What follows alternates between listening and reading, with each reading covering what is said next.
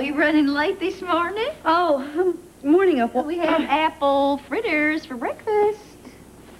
Are you looking for someone? What, Tad's not here? Oh, Tad left for the office early this morning. Oh. I'm sure if you need to reach him, though, you could reach him there. Oh, no. I was just, wondering. Well, we both had busy schedules this morning. So. Oh, yeah, I know. That's a beautiful suit you got there, Oh, Sugar. thank you. Is everything all right? Yeah, everything is fine. Honey, what is the matter? Is it that son of mine? What's he done? He hasn't done anything. He just leaves for the office in the morning before I wake up. He's been doing it ever since he came back from California. Well, you don't think he's avoiding you, do you? And I know why.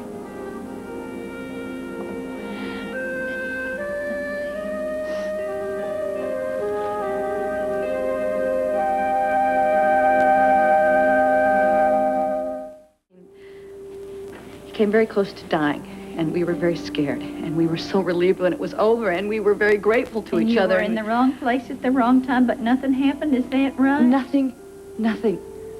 But I don't think it matters as much to Tad as it matters to me. Wait a minute. Now, why did Tad find out about this? I told him. I told him when he came home. I had to tell him. I had to. It was really awful. You know, it was worse than I could have ever imagined it being, because he said all the right things. You know, that he understood, and he appreciated my honesty, and that he loves me, and that there was nothing to forgive. Well, there you see. It's not that. He said all the right things, but he's different. It's like he's trying, but he's going through the motions. It's like his heart isn't in it. Never mind about his heart right now. Let's talk about yours. What about Edmund? I chose Tad. But Edmund still rates an almost. Now, let's face it, honey, that means that he still holds a spot in your heart, and maybe he always will. And if that's the case, you might want to just be thinking about what it is that you really, truly want. Opal, I have thought about that nonstop. I want Tad, all right? Tad is my life. This family is my life. The family that I have needed all of my life, that I never thought that I would have. And that I've already ruined. Oh, no. No, he's so hurt. You don't know. He will get over it. That baby sister, brother, that we both wanted so badly for Jamie. Well, Tad just postponed it. I don't blame him, you know. Why would he want another child with a woman that he can't trust anymore? Did he say that he can't trust you? He doesn't say anything because he's not here. When he's here, I'm not, and vice versa. We don't talk anymore. What, you think he's giving you the silent treatment? I don't think he means to do it. I mean, I don't even think he knows he's doing it. I think he can't help himself. It's hopeless. Oh, now, honey, hopeless. That is a dog ugly word. That's not a word that we around here. You know, we're natural born optimists, and we... Oh, I'm just about to stick my big fat nose into something that is none of my business, and that is something that I promised I would never do again in this lifetime. But would you mind if I just say one last little thing? There's nothing that you could say that would make me feel any worse, believe me. Okay. All right, then. Now, it was no secret. Everybody knew that I was a big crepe hanger when you and Tad tied the knot. But that was before I moved in here and started freeloading. And let me tell you something. When you live under the same roof with folks, you learn a lot of stuff. And one thing that I have learned absolutely, positively, without a doubt, Tad loves you. You're just saying that. Oh, honey, may my eyeballs drop out of my head and roll across the floor if I'm lying, okay? I heard this from his own lips, not more than once, several times, behind your back. You can take that to the bank. He loves you. I want to. Well, there's one thing for sure about Tad. When it came to you, he has always been honest. Now, after you told him all about you and Edmund and so forth, he said that he loved you, didn't he? Okay, then. You can believe that. He loves you. It is as simple as that. And all you need to have is just a little patience, you know. Give love a little time to work itself out. You think that's all that it takes? Whatever it takes, honey, you got it.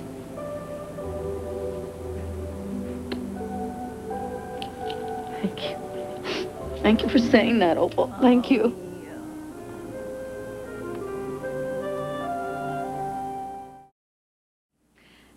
Is Tad around? He left. I mean, he was here, but he said he remembered something about a meeting that he had to get to. Oh, okay. I should have called first. I was just going to take him to lunch. I'm going to leave a note or something at the receptionist's desk, okay? But you know, if you're hungry, there's a nice little place down the block that delivers a pretty good cheeseburger, if you're interested. Are you inviting me to lunch? Yeah, if you're free. That's very nice of you. But why? Well, I thought I might like to get to know you a little better. Who knows, if you got to know me, maybe you wouldn't be so afraid of me. Hurting. I heard about Dixie, that you proposed, and I'm sorry. Yeah. She had to say no. She doesn't love me. I thought she did, but she doesn't. Well, still, that it's hard to accept. Yeah. Problem is, I don't feel like I'll ever be able to love anybody else. Well, maybe not now, but, you know, I mean, once you settle in a place for a while, you discover people come in and out of your life all the time. You know, sort of like ships in a port. You never know who's going to sail in next. I think the trick is that you just have to keep the port open. You can't close yourself up. Love is really all there is in the world, you know? And that is the gospel according to St. Brooke. You sound so sure. I am sure. I think that you will find somebody else to love. And you'll be happy, I'm sure, because it happened to me. If you're so happy, then why do you look like you're about to cry? Thank you. You're welcome. Oh, I'm really sorry. I don't know why. Second time I've done this today. It's not even noon. I thought you said you were happy. I am happy. You know, it's possible to be happy and sad at the same time. And the sadness is, it's temporary. If you say so. Tad and Jamie and I have a bright future ahead of us. A long, happy life together. I know that. Because I know that no matter what else has happened, Tad knows that I love him. Ruthie, here, you got room for another one of my jalapeno cheese buns with my pickled cactus butter? No, thanks. I think I'm just going to play it safe, yeah. Well, okay. Shoot yourself. Ladies? Oh, Brooke, come on. Pull up a chair. You're just in time to treat yourselves to some of the best of the Southwest. Oh, thanks. I had lunch. Jamie's upstairs with Petra? Mm-hmm. He's getting his little duds on, getting ready for an outing. I've been talking up the zoo to Petey, and since Jamie's got such a thing for pachyderms, I figured we'd just make an afternoon of it, give you and Tad a chance to kind of remember what it's like to spend a little time alone. See, mothers-in-law do come in handy sometimes. Well, I will admit I would love some quiet time alone with my husband. Well, then, why don't you just get on the horn and tell that Mr. Tad Martin to hie his honey home? Well, he has an appointment with somebody this afternoon. I don't know who it's with. I left messages all over town, and Tad seems nowhere to be found. I mean, you know, Tad, he cuts a wide girth through the populace of Pine Valley. I wouldn't go sounding any alarms if I was you. I'm not. I mean, you know, schedules are to Tad what oil is to water. He's got to be out there mixing it up with the customers, giving them folks what they hanker for. You know, that personal Thaddeus Martin touch. That's our boy. I mean, he has a great head for business if you just don't try to pin him down. I'm not worried, really. You don't sound like you mean that. I don't know what I mean. It's just that Tad and I haven't had any time together since he came back from Napa. You know, it's been my work, his work, my life. We just haven't gotten back on the mommy, daddy, Jamie track yet. Well, I think that this little mini safari this afternoon, you know, getting the young guns out from underfoot is going to give you and Tad exactly what you need to put the sparks back in your plugs and keep your motors purring. Well, maybe, you know, by the time Jamie is feeding peanuts to the elephants, my errant husband will have returned. Oh, the health club. You know, I didn't call there. I'm just gonna make a phone call upstairs. I'll see you later. Okie dokie, honey. I will explain what Ted is doing here a little later, okay, sweetheart? You have to get out of your clothes, okay? You've gotten all muddy. Huh? I'm sorry I spooked you, May. Well, you're not the same. Well, I guess I'm having one of those days, you know, I just feel kind of down. You ever feel like that? Yeah? Well, I'm still the same guy that fixed your tire swing.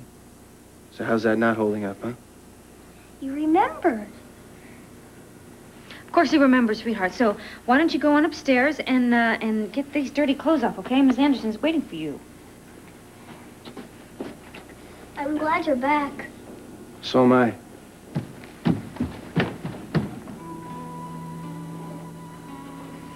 Mission accomplished. Remembering the tire swing was pretty good. You're the one that told me Ted fixed it.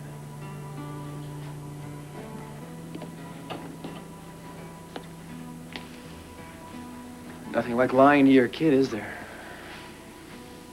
I didn't have any choice. You didn't have any choice. Anyway, it's done. It's No, done. believe me, it's not done. Take it from me, lies have a way of dogging you. It's not you, okay? It's totally my No, fault. I was selfish to ask you to come yourself, here. okay? It's my fault.